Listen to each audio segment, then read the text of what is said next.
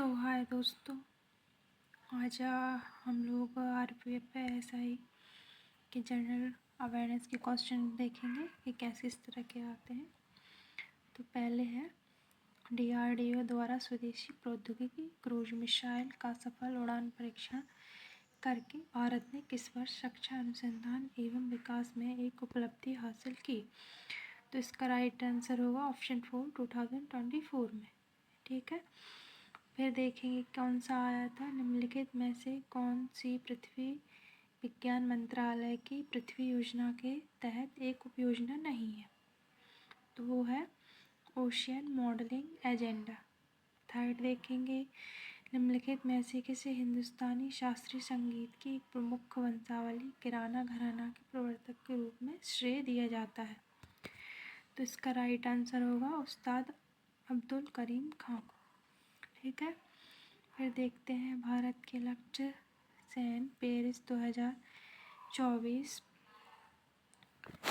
Olympic badminton tournament में किस देश के खिलाड़ी से अपना पुरुष एकल कांस्य पदक मैच हार गए हैं। तो वो है मलेशिया से। ठीक है, फिर देखेंगे स्वतंत्रता के बाद भारत के पहले रजिस्ट्रार जनरल जनगणना आयुक्त कौन थे। तो वो थे आपके MWM एड्स। ठीक है, उसके बाद देखेंगे भारतीय लघु उद्योग विकास बैंक SME की वृद्धि में क्या अनूठी भूमिका निभाता है। तो उसका है लघु और मध्यम उद्यमों के लिए वित्त तक पहुंच को सुगम बनाना। ठीक है, अगला देखते हैं क्या आया था अक्टूबर 2024 में निम्नलिखित में से किसी प्रतिष्ठित international astronautical federation world space award से सम्मानित किया गया है।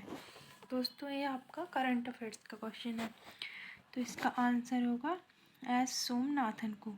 ठीक है, फिर देखते हैं प्राचीन भारतीय इतिहास के अनुसार शुल्ब सूत्र निम्नलिखित में से किससे संबंधित है। तो वो हो जाएगा आपका ज्यामिति से। फिर देखते हैं UN ट्रेड एंड डेवलपमेंट और बारबाडोस सरकार ने 2024 में किस महीने में बारबाडोस में पहला ग्लोबल सप्लाई चेन फोरम आयोजित किया। तो ये भी आपका क्या है करंट अफेयर्स का क्वेश्चन है। इसका आंसर हो जाएगा 1 मई। ठीक है, निम्नलिखित में से कौन सा प्राधिकारी राज्यसभा में आचार संहिता का गठन करता है। तो ये आपका हो जाएगा पॉलिटी से संबंधित। ठीक है, इसका आंसर होगा राज्यसभा की सभापति।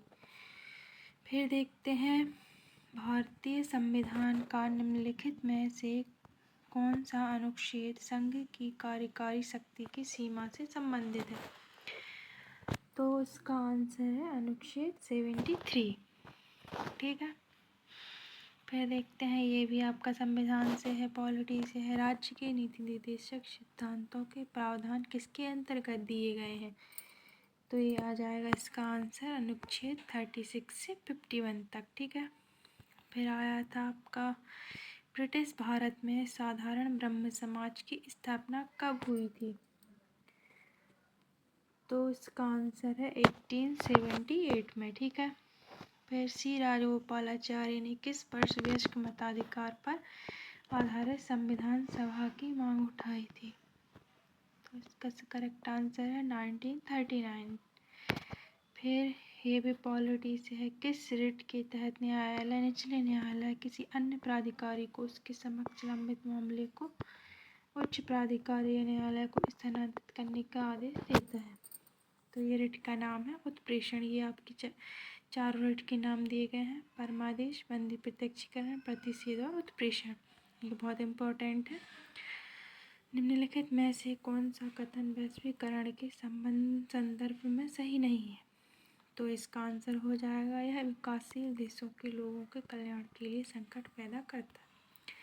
फिर आया था भारत के राष्ट्रीय कृषि आयोग 1976 ने सामाजिक वानिकी को किन 3 श्रेणियों में वर्गीकृत किया है। तो इसका करेक्ट आंसर हो जाएगा वो 3 श्रेणियाँ हैं, शहरी वानिकी, ग्रामीण वानिकी और कृषि वानिकी। फिर देखते हैं टेट भारत में विक्टोरिया मेमोरियल का वास्तुकार निम्नलिखित में से कौन था। तो उसका आंसर है विलियम M. मर्सन।